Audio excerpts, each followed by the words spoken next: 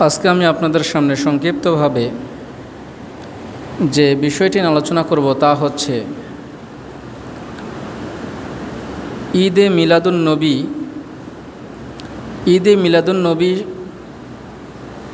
ঈদে মিলাদুন্নবীর দিনে যে সমস্ত কার্যক্রম করা হয়, ইসলামে তার বৈধতা কতটুকু,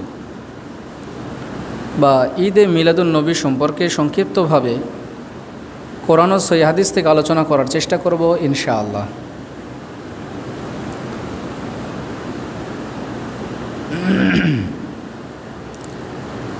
মিলাদুন্নবী এই শব্দটার আগে আমরা বিশ্লেষণ করি।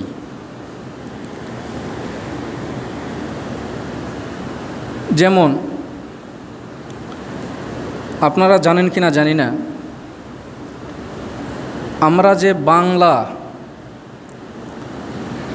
যে একটা সাপ্তাহিক একটা যে নাম, শনিবার, রবিবার, সোমবার, মঙ্গলবার, এই যে শনিবার নামকে শনিবার কেন বলা হয় তার একটা কারণ আছে। প্রতিটা নামের সঙ্গে যুক্ত রয়েছে অমুসলিমদের ইতিহাস। শনিবারকে কেন বলা হয়, রবিবারকে কেন বলা হয়, যে অমুক দেবদেবীর নামে এই নামকরণ করা হয়েছে, অমুক তারকার নামে, অমুক হিন্দুরা পূজা করে সেই তারকার নামে এই দিন নির্ধারণ করা হয়েছে। আবার ধরেন আমাদের জয়পুরহাট জেলা, যে জয়পুরহাটকে জয়পুরহাট কেন বলা হয়, এখানে অন্য কোনো নাম কেন দেওয়া হলো না? অবশ্যই তার একটা ইতিহাস আছে। তো মিলাদুন্নবী এই শব্দটার অবশ্যই একটা বিশ্লেষণ রয়েছে, একটা অর্থ রয়েছে। মিলাদুন্নবী শব্দ এখানে দুইটা,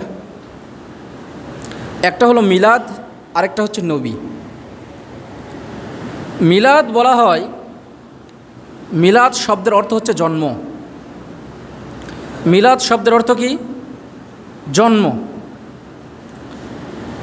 আর নবী শব্দের অর্থ হচ্ছে নবী। নবী কাকে বলা হয়? যিনি আল্লাহর পক্ষ থেকে প্রেরিত একজন নবী, যার উপর কোনো কিতাব নাজিল করা হয়নি, কিছু বিধান দেওয়া হয়েছে কিন্তু কিতাব নাজিল করা হয়নি। যদি কিতাব নাজিল করা হয় তাহলে তিনি হবেন হচ্ছে রাসূল। আর নবী যিনি, তার উপর কোনো কিতাব নাজিল করা হয়নি। তো আমাদের নবী মুহাম্মদ সাল্লাল্লাহু আলাইহি ওয়াসাল্লাম, তাকে নবীও বলা হয়, রাসূলও বলা হয়। কেন? আমাদের নবীর উপর কোরআন নাজিল করা হয়েছে। মুসা আলাইহিস সালাম তিনি নবী এবং রাসূল, দাউদ আলাইহিস সালাম তিনি নবী এবং রাসূল। অনুরূপ কেউ নবী কিন্তু রাসূল নন, কিন্তু যিনি রাসূল তিনি রাসূল এবং নবী। তো নবী শব্দের অর্থ নবী, আর মিলাদ শব্দের অর্থ হচ্ছে জন্ম। মিলাদ শব্দের অর্থ কি? জন্ম। আপনাকে যদি কেউ প্রশ্ন করেন, তুমি কি মিলাদ বিশ্বাস করো, তুমি কি রাসূলের মিলাদ বিশ্বাস করো, আপনাকে প্রশ্ন করেছে কেউ, আপনি যদি বলেন যে না আমি রাসূলের মিলাদ বিশ্বাস করি না, তাহলে আপনার বড় ধরনের একটা ভুল হয়ে যাবে। মিলাদ মানে কি? জন্ম। আপনি যদি বলেন যে আমি মিলাদ মানি না, তার মানে আপনি রাসূলের জন্মকে অস্বীকার করলেন। কথাটা ভালো করে বুঝবেন। মিলাদ নিয়ে কোনো সমস্যা নেই, মানে মিলাদ কথাটা নিয়ে আমাদের কি নেই, কোনো সমস্যা নেই। তো মিলাদুন্নবী মানে রাসূলের জন্মদিন। তো রাসূলের জন্মদিনকে আমরা মানি না, রাসূলের জন্মদিনকে আমরা বিশ্বাস করি না, করি। কিন্তু রাসূলের জন্মদিনকে বিশ্বাস করতে গিয়ে, অতি ভক্তি দেখাতে গিয়ে উদ্ভট কার্যক্রম যেগুলো কোরআন হাদিসে নেই, সেগুলো সম্পর্কে আমাদের আপত্তি রয়েছে। রাসূলুল্লাহ সাল্লাল্লাহু আলাইহি ওয়াসাল্লাম যদি বলেন, রাসূলুল্লাহ সাল্লাল্লাহু আলাইহি ওয়াসাল্লাম কোন দিন জন্মগ্রহণ করেছেন? সোমবার। দলিল আসেন। কাতাদা রাদিয়াল্লাহু তাআলা আনহু থেকে বর্ণিত, তিনি বলছেন, আল্লাহর নবীকে জিজ্ঞেস করা হলো, সুইলা আন সাওমি ইয়াউমিল ইসনাইন, আল্লাহর নবীকে জিজ্ঞেস করা হলো আল্লাহ সোমবারের দিন সিয়াম আল্লাহ নবী কেন রাখেন। আল্লাহ নবীকে জিজ্ঞেস করা হলো, আল্লাহ নবী, সুইলা মানে জিজ্ঞেস করা হলো, কাকে? নবী করিম সাল্লাল্লাহু আলাইহি ওয়াসাল্লামকে জিজ্ঞেস করা হলো যে আপনি কেন সোমবারের দিন সিয়াম থাকেন। আল্লাহ নবী বললেন, যালিকা ইয়াউমুন, এটা এমন একটা দিন, উলিদতু ফিহি, আমি এই দিন জন্মগ্রহণ করেছি, ওয়া ইয়াউমুন বুইস্তু, এবং সোমবারের দিনেই আমাকে আল্লাহ নবী হিসেবে দুনিয়াতে পাঠিয়েছেন, নবী হিসেবে নির্বাচন করেছেন, নবী হিসেবে আমাকে মনোনীত করেছেন, ওয়া উনজিলা আলাইয়া ফিহি, এবং সোমবারের দিনে আমার উপর আল্লাহ কোরআন অবতীর্ণ করেছেন, মানে কোনো বিধান বা কোনো কিছু নাজিল করেছেন সর্বপ্রথম। তো এজন্য তাহলে আল্লাহ নবী কেন সিয়াম থাকতেন সোমবারের দিন? আল্লাহ বলছে এটা একটা আমি এই দিন জন্মগ্রহণ করেছি, এই দিন আমাকে নবী হিসেবে নির্বাচন করা হয়েছে এবং আমাকে আমার উপর বিধান নাজিল করা হয়েছে, এজন্য আমি এই দিন সিয়াম পালন করি। এখন স্বাভাবিক মনে একটা প্রশ্ন স্বাভাবিক মনে হচ্ছে দুইটা। আপনারা কেন মিলাদ মানে রাসূলের জন্ম দিবসকে কোনো অনুষ্ঠান করেন না? দ্বিতীয় নম্বর প্রশ্ন, আপনারা কেন করেন? প্রশ্ন কয়টা? দুইটা। আমাদেরকে যদি বলা হয় আপনারা কেন করেন না, আর যারা পালন করে তাদের কাছে প্রশ্ন আপনারা কেন করেন, প্রশ্ন এখানে কয়টা? দুইটা। আগে আমাদেরটা উত্তর দেই। স্বাভাবিক দৃষ্টিকোণ থেকে আমরা পালন করি না কেন? কারণ এখানে কয়েকটি। এক নম্বর কারণ, পৃথিবীতে কোরআন হাদিসে এমন কোনো দিক নির্দেশনা নেই যে দিক নির্দেশনাতে বলা হয়েছে বা আল্লাহর নবী তার জন্মের দিনে কোনো উৎসব, কোনো কিছু কার্যক্রম, কোনো আনন্দ বেদনা কোনো কিছু করেছেন, এরকম কোনো প্রমাণ নেই। দ্বিতীয় নাম্বার, আল্লাহ নবী যখন বিদায় হয়ে গেলেন, সাহাবীদের যদি একটা আমল পাওয়া যেত তাহলে নয় মানা যেত যে সাহাবীরা পালন করেছেন আমরা সেজন্য করছি। সাহাবীদেরও কোনো আমল পাওয়া যায় না যে আল্লাহর নবীর জন্মের দিনে সাহাবীরা কোনো ঈদ বা কোনো অনুষ্ঠান বা কোনো কার্যক্রম কোনো কিছু করেছেন। বরং সাহাবীদেরকে যারা দেখেছেন তাদেরকে বলা হয় তাবেঈ। তাবেঈরা কোনো কিছু পালন করেছেন এরকম কোনো কিছু পাওয়া যায় না। তাবেঈদেরকে যারা দেখেছে তাদেরকে বলা হয় তাবেঈ। তারাও কোনো কিছু পালন করেছে এরকম কোনো কথা কোরআন হাদিসে পাওয়া যায় না। তাহলে আল্লাহ নবী জন্মগ্রহণ করেছেন কোন দিন? সোমবার। দ্বিতীয় নাম্বার প্রশ্ন, কত তারিখে? নির্ভরযোগ্য সূত্রে 7টা 10টা অনেক কয়টা মত পাওয়া যায়। কেউ বলেছেন রমজান মাসের 12 তারিখে, 12ই রমজান। কেউ বলেছেন রবিউল আউয়াল মাসের 7 তারিখ, কেউ বলেছেন 8 তারিখ, কেউ বলেছেন 9 তারিখ, কেউ 10 তারিখ, কেউ 12 তারিখ, এরকম কয়েকটা মতামত। তার কারণ মতামত কেন হলো, মতান্তর কেন হলো? তার কারণ এরকম কত তারিখে এরকম কোনো কথা কোরআন হাদিসে নেই। তো আপনি যে বলছেন আল্লাহ নবী জন্মগ্রহণ করেছেন 12ই রবিউল আউয়াল, তো এই যে 12ই রবিউল আউয়াল অসংখ্য যারা দিন নিয়ে যারা গবেষণা করে জ্যোতিষবিজ্ঞানী তারা অসংখ্য মতামত পেশ করেছেন যে 12ই রবিউল আউয়াল জন্মগ্রহণ করেছেন, তার থেকে শক্তিশালী মত হচ্ছে 9ই রবিউল আউয়াল। কথাটাকে বুঝতে পেরেছেন? মানে আল্লাহ নবী সোমবারে জন্মগ্রহণ করেছেন এটা নিয়ে কোনো মতানৈক্য নেই, কিন্তু কত তারিখে তার কারণ মতানৈক্য নেই কেন? আল্লাহ নবী নিজেই বলেছেন যে সোমবারে আমি জন্মগ্রহণ করেছি। কত তারিখে এটা নিয়ে মতানৈক্য। আমরা সবাই জানি 12ই রবিউল আউয়াল, কিন্তু শক্তিশালী 12 তারিখের থেকেও শক্তিশালী মত হচ্ছে 9 রবিউল আউয়াল, মানে 9 তারিখে। কোন মাসে জন্মগ্রহণ করেছে এটা নিয়েও মতানক্য আছে। কোন মাসে জন্মগ্রহণ করেছে এটা নিয়েও মতানক্য আছে। কারণ কেউ বলেছে রমজান মাসে, কেউ বলেছেন 12 রবিউল আউয়াল। এখন আসেন যে এই দিনে কি করা হয়। আমরা উত্তর দিয়েছি কি, আমরা কেন করি না? আমাদের উত্তর একটাই, কোরআন হাদিসে এরকম কোনো কিছু নেই। আল্লাহ নবী পালন করেননি, সাহাবীরা পালন করেননি, তাবিরা পালন করেননি, কোনো সালাফ পালন করেননি। পালন করে কারা? মাজার ভক্ত, পীর ভক্ত, খানকা ভক্ত, যারা জীবনে নামাজ কালাম বোঝে না, আর যদিও নামাজ কালাম বোঝে কিন্তু কি এমনভাবে উৎসব করে যে ওই 2 ঈদের দিন থেকে এটা হলো সবচেয়ে গুরুত্বপূর্ণ। এটা কিন্তু কোরআন হাদিসে নেই।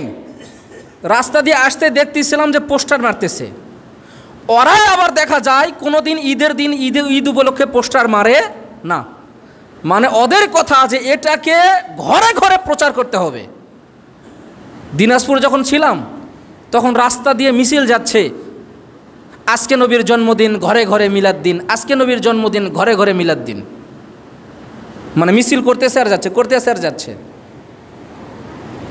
যেই হুজুর, আমি বারবার বলেছি একটা কথা, যেই হুজুর 10টা বাড়িতে মিলাদ পড়ে, আপনি তদন্ত করে দেখেন ওই হুজুর তার বাড়িতে মিলাদ পড়ে না।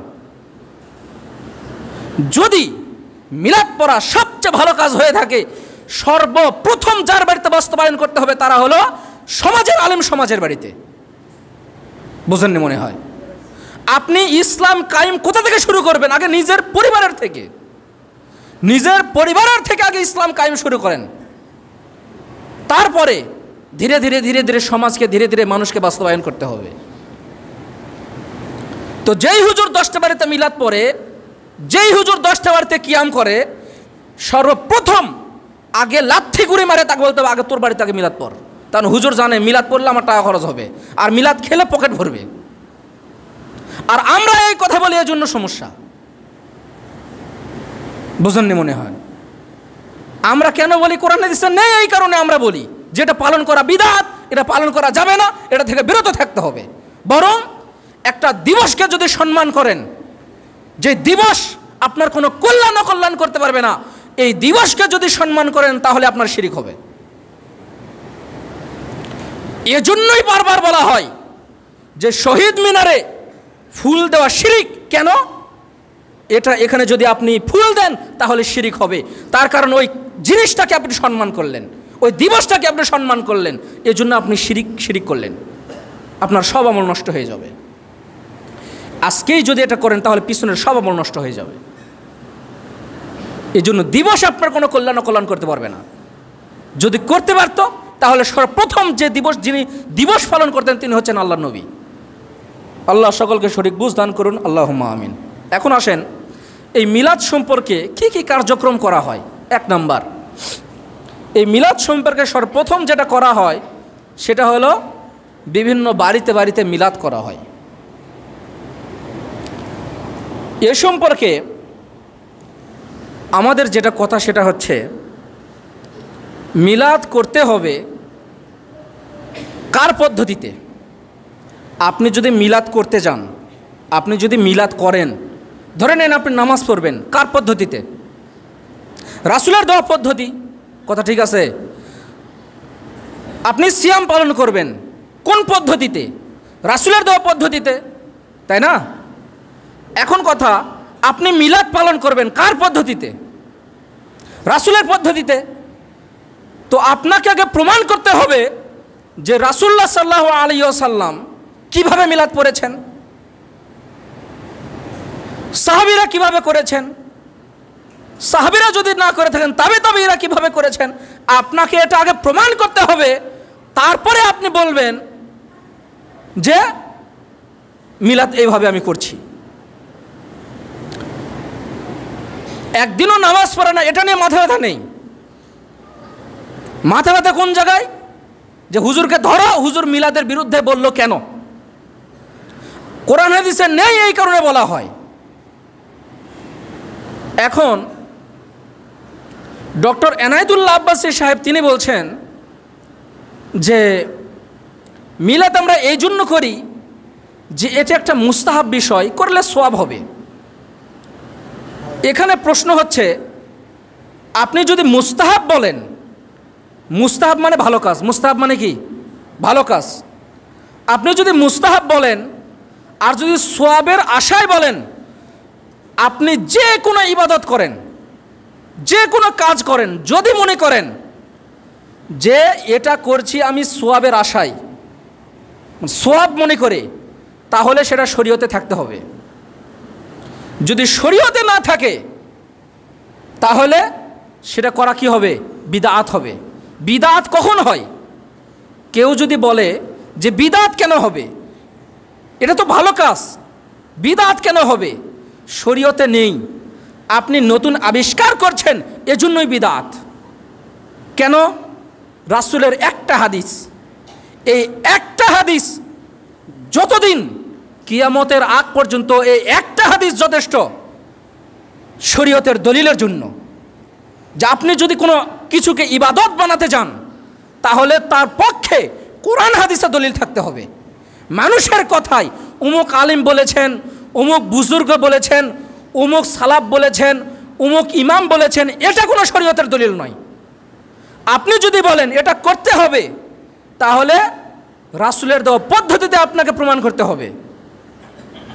আপনি যদি বলেন এই ফ্যান দিলাম, এটা এমনিতেই দিলাম যে মানুষ এটা ব্যবহার করবে, কিন্তু ইবাদত মনে করে দেননি। আপনি কি ফ্যান দান করেন ইবাদত মনে করে? দান করতে হয় এজন্য আপনি দেন, বোঝেননি মনে হয়।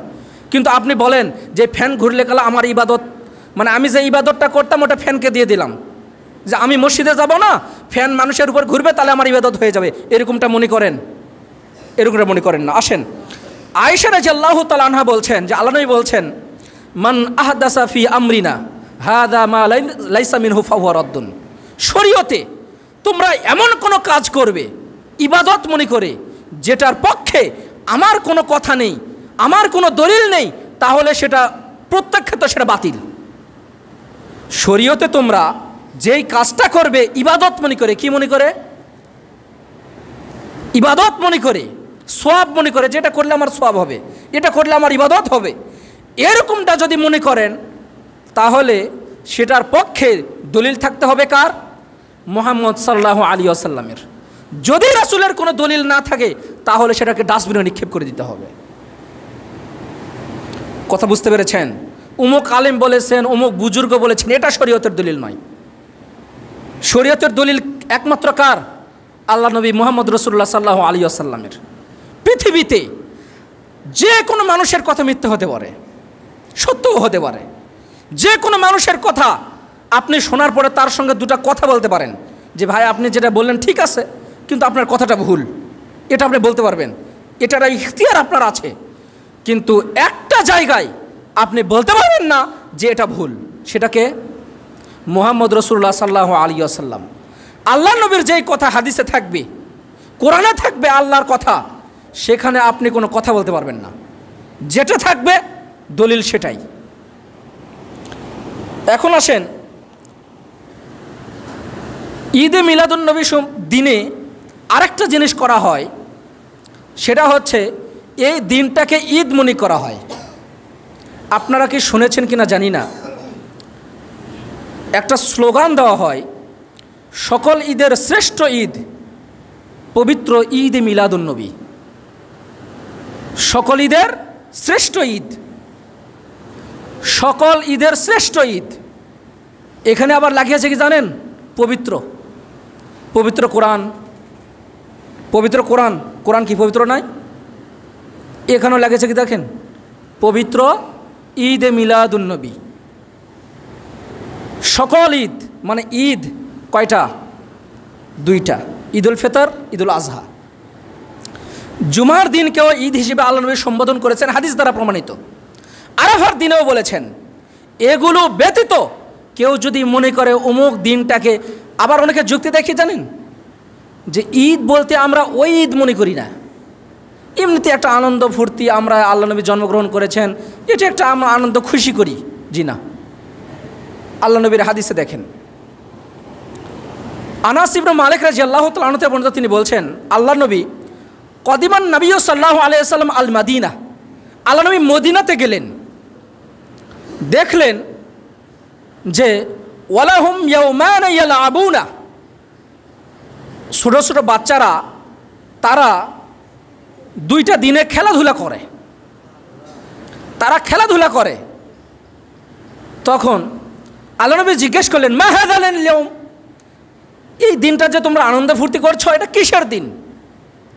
তখন বলছে কুন্না নালআবু ফীহিমা ফিল জাহিলিয়া, মানে ইসলাম আসার আগে জাহিলি যুগ, ইসলাম যখন থেকে এসেছে তার আগের সময়টাকে কি বলা হয়? জাহিলি যুগ বা অন্ধকার যুগ। তখন ওই বাচ্চারা বলছে কুন্না নালআবু ফীহিমা ফিল জাহিলিয়া, আমরা জাহিলি সময়ে, জাহিলি যুগে, মূর্খতার যুগে আমরা এই দিনটাতে খেলাধুলা করতাম, আনন্দ উৎসব করতাম, এজন্য করি। তখন আল্লাহ নবী স্পষ্টভাবে ঘোষণা করে দিলেন, এই সকলে শুনে রাখো, ইন্নাল্লাহা কদ আবদালাকুম বিহিমা খায়রাম মিনহুমা, আল্লাহ তাআলা এই দুইটা দিনের পরিবর্তে তোমাদের জন্য উত্তম দুইটা দিন নির্বাচন করেছেন আনন্দ ফুর্তির জন্য, খুশির জন্য। সেটা হচ্ছে ঈদুল আজহা ও ঈদুল ফিতর। আরেকটা হাদিসে রয়েছে এই দুইটা দিন ব্যতীত তোমরা কোনো দিন ঈদ হিসেবে তোমরা সেখানে কোনো আনন্দ ফুর্তি করতে পারবে না। তো আমরা যেটাকে বলছি আনন্দ উৎসব, যে স্বাভাবিকভাবে আমাদের কথা হচ্ছে যে তোমরা মনে করো যে মিলাদ করলে সওয়াব হবে, কিয়াম করলে সওয়াব হবে, তার সপক্ষে বা তার পক্ষে অবশ্যই কোরআন হাদিসে কিছু থাকতে হবে। কারণ শরীয়ত আসে কোথা থেকে? কোরআন হাদিস থেকে। আপনি পালন করবেন কোথা থেকে? কোরআন হাদিস থেকে। তো আপনি দেখান যে আল্লাহর নবীর জন্মের দিনে, আল্লাহ নবী যেদিন জন্মগ্রহণ করেছেন সেই দিনে আমাদেরকে এগুলো করতে হবে, এজন্য আমরা করছি।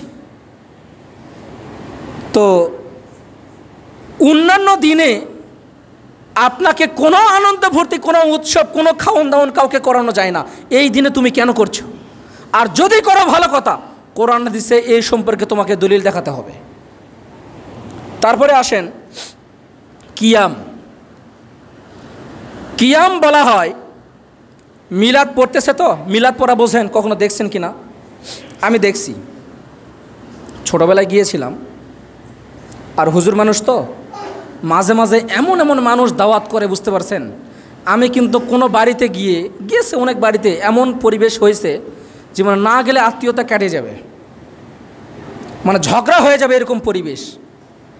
তখন একটু জ্ঞান কম ছিল, ছোট মানুষ, মাদ্রাসায় কবে কবে পড়াশোনা শুরু করছি, তখন তো এত জ্ঞান ছিল না। তারপরেও পিতার খুব কড়া নিষেধ ছিল, যেতে পারবো না, কিন্তু এখন নিরুপায়, অনেক সময় যেতে হয়, ছোট মানুষ বুঝি না, তো গিয়ে কিছুই করতাম না। তাদের কথা তুমি শুধু যাবা, একবেলা আমাদের বাড়িতে খায় আসবা, আমি কিন্তু খেতাম না। আমি বললাম তো ঠিক আছে, নামাজ পড়ে আসি, আমি বিদায়। গেছি তো একটা পাক দিয়েছি, মানে একটু দেখছে যে আমি গেছি, একটু পাক দিয়েছি, বিদায়, কোনোদিন খাইনি।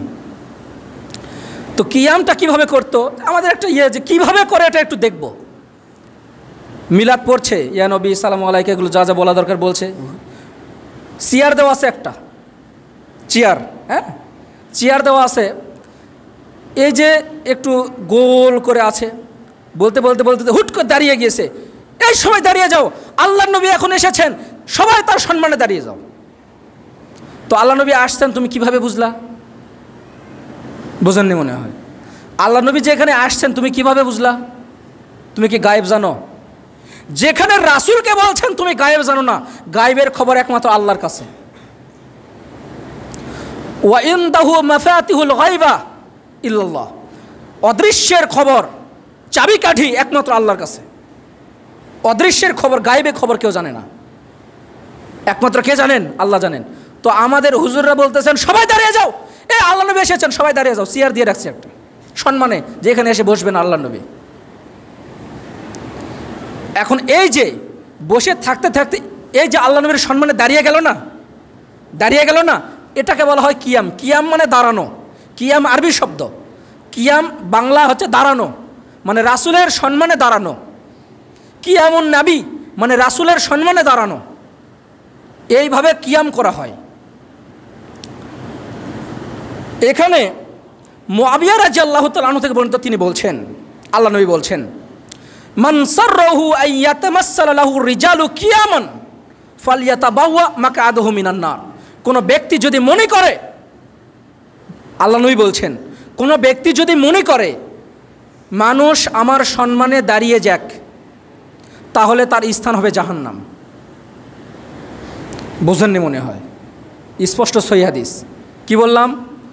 কোনো ব্যক্তি যদি মনে করে, কোনো ব্যক্তি ধরে নেন আমি হুট করে আসলাম, তো সবাই আমার সম্মানে, দেখছেন বিভিন্ন মাজারের মসজিদে বা বিভিন্ন খানকায় বা বিভিন্ন মসজিদে এরকম প্রথা আছে, ইমাম সাহেব আসছে তো ওখানে ধরে নেন আছে, হ্যাঁ, একটু ফাঁকা ফাঁকা করে দিয়েছে, ওই যখন ওখানে গেটে আসবে সবাই ওনার সম্মানে দাঁড়িয়ে গিয়েছে, অনেকে সেজদায় পড়ে গেছে। দেখবেন অনেকে বিভিন্ন মাজারের মসজিদে, বিভিন্ন খানকায় বা এরকম জায়গাগুলোতে আপনারা দেখবেন। তো আল্লাহ নবী বলছেন, কোনো ব্যক্তি যদি মনে করে যে মানুষ আমার সম্মানে দাঁড়িয়ে যাক, তাহলে তার স্থান হবে জাহান্নাম। তো আল্লাহ নবীর সম্মানে যে আপনারা দাঁড়িয়ে যাচ্ছেন, তো আল্লাহ নবী যে এখানে কঠোরভাবে নিষেধ করলেন যে তোমরা কারো সম্মানে দাঁড়িয়ে যাইও না, কঠোরভাবে নিষেধ করছেন না হাদিসে। এখন 2 নম্বরে আসেন, আল্লাহ নবীকে যে ভালোবাসা, এটা কিভাবে আপনি প্রকাশ করবেন? আপনি নবীকে ভালোবাসেন, এটা প্রকাশ করতে হবে না? কিভাবে? আমাকে কেউ ভালোবাসে, কিছু আলামত থাকবে তো। আমি একটা লোককে বললাম যে ভাই এই কাজটা একটু করেন তো, ও না করে ঘাড় বেঁকা করে চলে গেল, ও কি আমাকে ভালোবাসে? আপনি একটা লোককে বললেন যে ভাই এটা খাও তো, ও খেলো না, চলে গেল, ও কি আপনাকে ভালোবাসে? অবশ্যই একটু মন খারাপ করেছে বা রাগ করেছে বা একটু কোনো কারণে তার মন খারাপ, তার মানে আপনাকে ভালোবাসে? ভালোবাসার হালকা ঘাটতি পড়েছে। কি পড়েছে? ঘাটতি পড়েছে। এখন আসেন, ওমর রাদিয়াল্লাহু তাআলা আনহু থেকে বর্ণিত, তিনি বলছেন, আল্লাহ নবী বলছেন, লা তুতরুনি কামা আতরাতিন নাসারা ইবনে মারইয়াম। তোমরা আমার প্রশংসা করতে গিয়ে অতিমাত্রায় প্রশংসা করিও না। যেভাবে প্রশংসা করে বিভ্রান্ত হয়েছে খ্রিস্টানরা যেভাবে ঈসা আলাইহিস সালামের প্রশংসা করতে গিয়ে তারা যেরকম বিভ্রান্ত হয়েছে, তোমরা আমার প্রশংসা করতে গিয়ে অতিমাত্রায় প্রশংসা করিও না। বরং ফাইন্নামা আনা আবদু, বরং তোমরা শুধু এতটুকু বলো যে, আল্লাহ নবী বলছেন, আমি বরং আল্লাহর বান্দা, এ ব্যতীত আর কিছু নয়। আল্লাহ নবী বলছেন, ফাকুলু, বরং তোমরা বলো আব্দুল্লাহি ও রসুল, বরং তোমরা শুধু এতটুকু বলো যে আমি আল্লাহর নবী, আল্লাহর বান্দা এবং তার রাসূল, এতটুকু শুধু বলো। তো আমরা যে মিলাদ করতে গিয়ে রাসূলকে ভালোবাসা প্রকাশ করছি না? প্রকাশ করছি কি করছি না? করছি। তো আপনি যদি ভালোবাসা প্রকাশ করতেই চান, সারা বছর কাউকে খাওয়ান না। যদি ভালোবাসতেই চান, আল্লাহ নবী বলেছেন তোমরা এতিমকে সম্মান করো, এতিমকে ভালোবাসো, এতিমের মাথায় হাত বুলিয়ে দাও, তাহলে জান্নাতে তুমি আর আমি পাশাপাশি থাকবো। তুমি যেই খাবারটা এই যে খাওয়াচ্ছ, এই খাবারটা তুমি গরিব মানুষকে খাওয়াও, এতিমদেরকে দাও, তাহলে তুমি আর আমি জান্নাতে থাকবো পাশাপাশি। কথাটা বুঝতে পারেননি? যদি ভালোবাসতেই চাও, তুমি হাদিসের উপর আমল করো। একদিনও আপনাকে কোনো ইবাদতখানায় দেখা যায় না। আজকে আপনি রাসূলের মহব্বত, ভালোবাসা প্রকাশ করছেন। যদি প্রকাশ করতেই হয়, তাহলে আপনি সালাত আদায় করেন, সিয়াম পালন করেন, ইসলামের বিধিবিধানগুলো পালন করেন, দিয়ে বলেন আমি রাসূলকে ভালোবাসি, রাসূল যেই কথা বলেছেন সেই মোতাবেক আমি আমার জীবনকে গড়ছি। তাহলে আপনি প্রমাণ করতে পারবেন যে হ্যাঁ আমি আসলে আল্লাহ নবীকে ভালোবাসি। যেটা কোরআন হাদিসে নেই সেটা নিয়ে মাতামাতি, আর যেটা কোরআন হাদিসে আছে ওই দিকে আমরা একদিন ঘুরেও দেখি না। শুধু একটাই যুক্তি, একটাই কথা, কি এটা যে আমি করছি এটা কোরআন হাদিসে নিষেধ আছে কিনা তুমি দেখাও। এটা একটা সম্পূর্ণ একটা জাহেল অজ্ঞমার্কা কথা। একটা জিনিস কোরআন হাদিসে নেই, এটা তোমাকে দেখাবে কিভাবে? এই যে হাদিসে স্পষ্ট কারো সম্মানে দাঁড়াতে আল্লাহ নবী নিষেধ করলেন, আর কেউ যদি মনে করে আমার সম্মানে দাঁড়াক তাহলে তার স্থান হবে জাহান্নাম। এটা একটা স্পষ্ট দলিল যে কিয়াম করা যাবে না। কিয়াম যদি করা হয়, রাসূল যে হাদিস বলেছেন এই রাসূলের হাদিসকে না মেনে রাসূলকে বরং অপমান করা হচ্ছে। অপমান করা হচ্ছে না?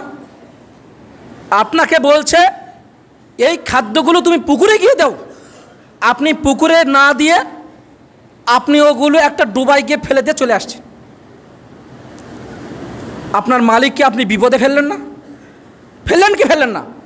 তো আল্লাহ এবং তার রাসূল কখন খুশি হবেন? বলছেন তোমরা যদি বিদআত করো তাহলে হাউজে কাউসারের পানি আমি তোমাদেরকে পান করাবো না। আর হাউজে কাউসারের পানি এমন একটা পানি যেই পানি একবার পান করলে আর সে কোনোদিন পিপাসার্ত হবে না। আর তোমরা আমাকে দেখতে পাবে হাউজে কাউসারের নিকটে। আর যারা বিদআত করবে তাদের সামনে একটা পর্দা হবে, সে আমার কাছে আসতে পারবেন না।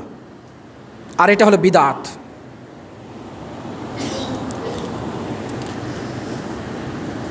একটা দুরূদ পড়া হয়, এটা বলে আমার আলোচনা শেষ করে দেব।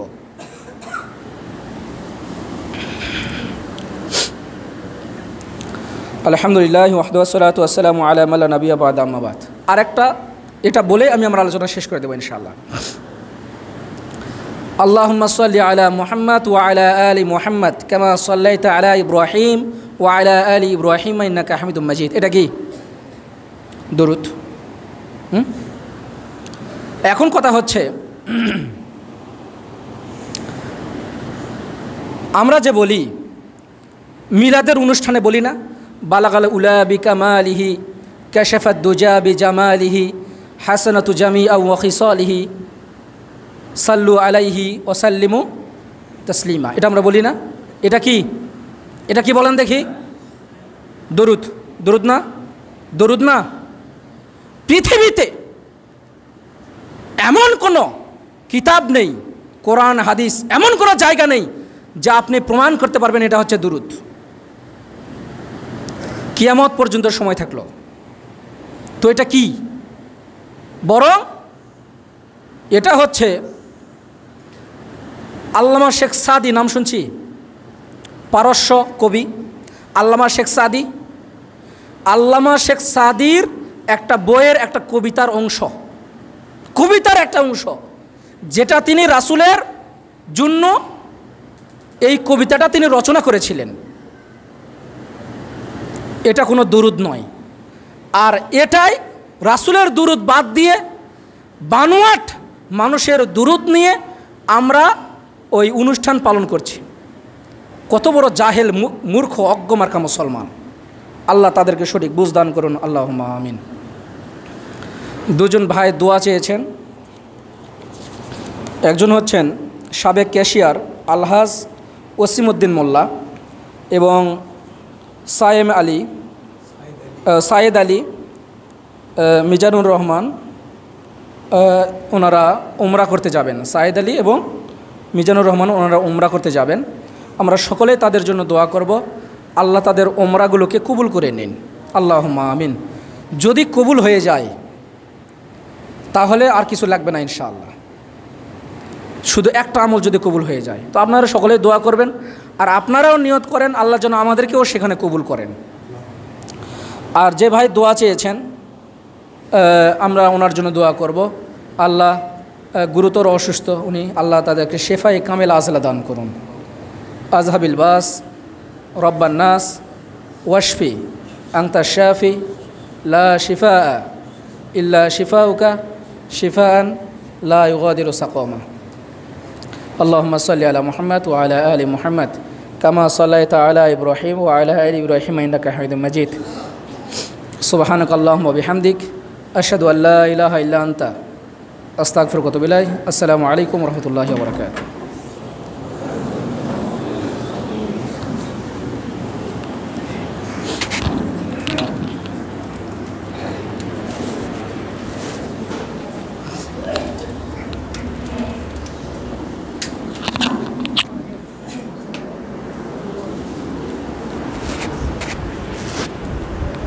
الله أكبر